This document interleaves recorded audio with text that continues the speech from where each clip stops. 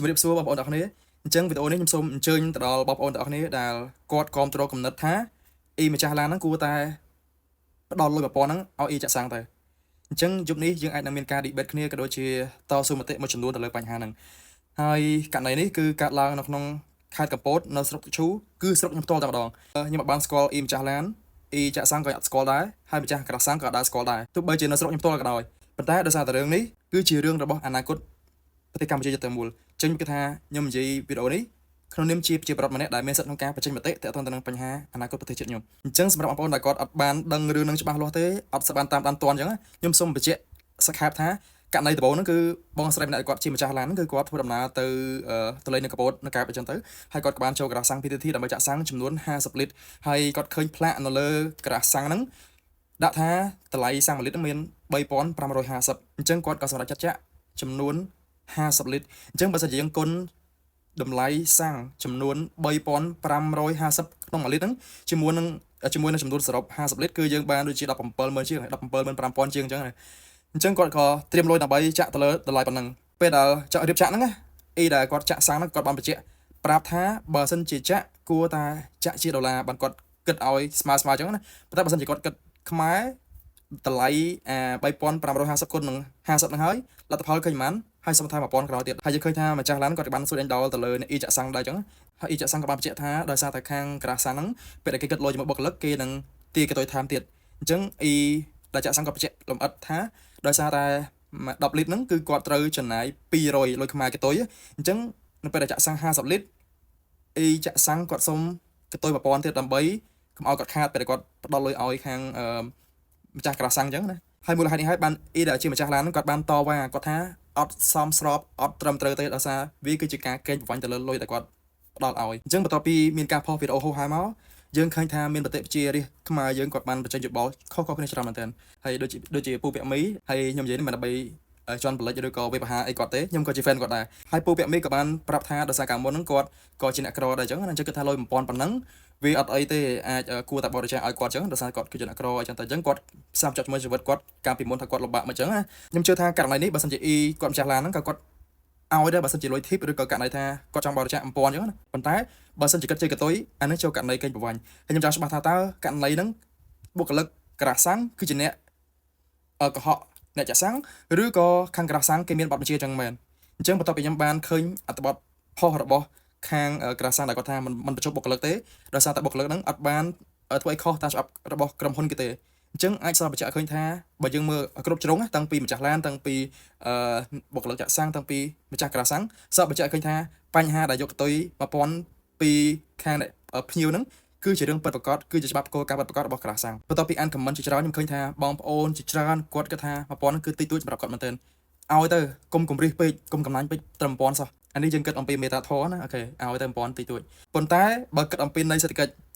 បងប្អូនទ្របសម័យឃើញអត់ថាពេលដែលមានការប្រកាសអំពីតម្លៃទំនិញស្រុកខ្មែរយើងណាមួយអញ្ចឹងណាឧទាហរណ៍ថាម្ទេសធ្លាប់1គីឡូ500ហើយចាប់ផ្ដើមចុះមកដល់សល់300បងប្អូនយល់ថា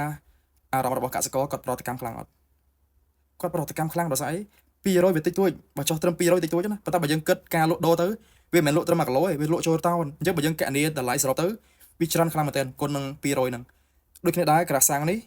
ការយើងឲ្យលុយកតុយ1000ហ្នឹងវាតិចតួចខ្លាំងមែនទែនប៉ុន្តែសិតថាក្នុងមួយថ្ងៃហ្នឹងក្រាសាំងហ្នឹងអ្នកដែលចូលចាក់សាំងហ្នឹងចូលប៉ុន្មានអ្នកចូលប៉ុន្មានឡានចូលប៉ុន្មានម៉ូតូហើយបើថ្ងៃបុណ្យទានទៀតលេងនិយាយបណ្ដោយអញ្ចឹងបើសិនជាកាត់ឲ្យថា1ឲ្យកតុយ2ឲ្យកតុយចុះសម័យថារាប់ខែរាប់ឆ្នាំតើកតុយដែលយើងទទួលបានពីអ្នកចាក់សាំងហ្នឹងបានប៉ុន្មាន100បានប៉ុន្មាន1000ដុល្លារវាច្រើនខ្លាំងមែនទែនអញ្ចឹងបើយើងគិតពីនៃសេដ្ឋកិច្ចគេអត់គិតទៅលើរឿងមេត្តាធម៌ហ្នឹងទេគេគិតទៅលើភាពត្រឹមត្រូវថាតើការដែលយើងទីកតុយពីអតិថិជនបែបហ្នឹងវាជារឿងត្រឹមត្រូវអត់ក្នុងករណីថាខ្ញុំទៅចាក់សាំងខ្ញុំឃើញថាសាំង1លីត្រ4000គត់អញ្ចឹងខ្ញុំក៏ជាគុណជាមួយនឹងចំនួនលីត្រដែលខ្ញុំត្រូវតែចេញលក់ឲ្យខាងក្រាសាំងគេហើយបើសិនជាឃើញឧទាហរណ៍ថាឃើញ20000ចុះប៉ុន្តែគេទីកតុយខ្ញុំ1000ទៀតខ្ញុំគិតថារឿងនេះគឺជារឿងដែលមិនត្រឹមត្រូវទេប៉ុន្តែវាចូលករណីកេងប្រវ័ញ្ចដោយសារលុយដែលយើងឃើញច្បាស់ក្នុងភ្នែកថាក្នុងផ្លាកហ្នឹង20000ហាត់បានត្រូវទីកតុយពីខ្ញុំប៉ុន្តែសម្រាប់ខ្ញុំផ្ទាល់ខ្ញុំអត់គ្រប់គ្រងទៅលើករណីដែលអ៊ីម្ចាស់ឡានហ្នឹងគាត់ថតវីដេអូទៅលើអ៊ីចាក់សាំងទេដោយសារតែនេះគឺជាករណីរំលោភច្បាប់រដ្ឋធម្មនុញ្ញដែលយើងបង្ហោះរូបភាពរបស់បុគ្គលណាមួយដោយមានការអនុញ្ញាតអញ្ចឹងអានេះខុសច្បាប់ណាប៉ុន្តែខ្ញុំកាន់តែមិនគ្រប់គ្រងក្នុងការដែលមានការកេងប្រវ័ញ្ចទៅលើការរកស៊ីខ្ញុំគឺជាមនុស្សម្នាក់ដែលអត់យកការប្រាក់ទេ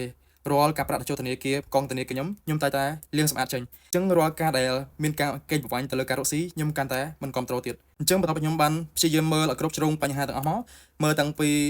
សម្ដីរបស់អ៊ីយ៉ាសាំងសម្ដីរបស់អ៊ីម្ចាស់ឡានហើយនឹងការផុសបញ្ជាក់បន្ថែមពីក្រាសាំងទៀតយើងអាចសន្និដ្ឋានឃើញថាបញ្ហានេះកើតឡើងពី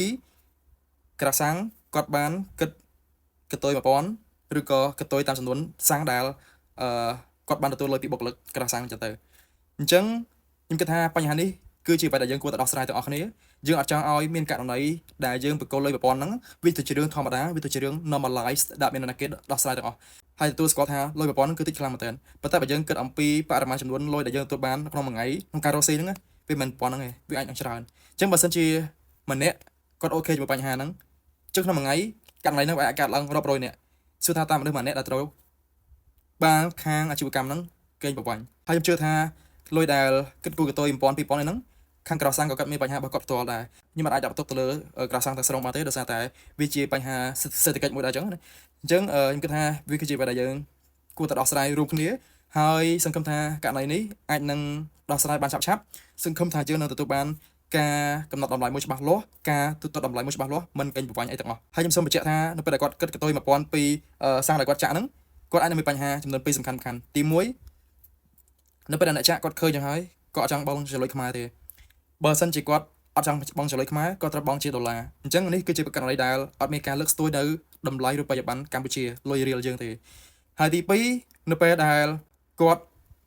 ស្ម័គ្រចិត្តក្នុងការឲ្យលុយ1000បន្ថែមទៀតឬក៏មិនស្ម័គ្រចិត្តអីក៏ដោយគាត់ឲ្យទាំងមួយខំអញ្ចឹងណានេះគឺជាការកេងប្រវ័ញ្ចការរកស៊ីគឺតម្លៃនៃការកំណត់តម្លៃហ្នឹងក៏អត់ច្បាស់លាស់ទេអញ្ចឹងសង្ឃឹមថាក្រាស់សាំងទាំងអស់នឹងកាត់គូពិចារណាទៅលើរឿងនេះហើយសង្ឃឹមថាមិនត្រឹមតែក្រាស់សាំងទេយើងការរកស៊ីផ្សេងៗទៀតក៏យើងគួរតែពិចារណាទៅលើរឿងនេះទាំងអស់គ្នាដែរអញ្ចឹងហើយសារចុងក្រោយក៏ខ្ញុំចង់ផ្ដាំទៅដល់បងស្រីដែលជាម្ចាស់ឡានដែលគាត់បានថតវីដេអូហ្នឹងខ្ញុំជឿថាបំណងរបស់គាត់គឺល្អប៉ុន្តែខ្ញុំសូមជាយោបល់ថាបើសិនជាបងស្រីគាត់ចង់ការប្រែស្ថានភាពតាមមួយក្នុងសង្គមយើងចង់ advocate ទៅលើបញ្ហាសង្គមណាមួយអញ្ចឹងណាបងគួរតែជួបប្រទេសរឿងហ្នឹងហើយបើដល់ផ្ទះរកកន្លែងសំគួរណាមួយទៅដាក់ទូរស័ព្ទហើយនិយាយមកស្រីចង់ថាបញ្ហាហ្នឹងកាត់ឡើងមិនខ្លះគឺនិយាយទៅបងអាចនឹងដោះស្រាយបញ្ហាហ្នឹងបានដោយមិនចាំបាច់ត្រូវ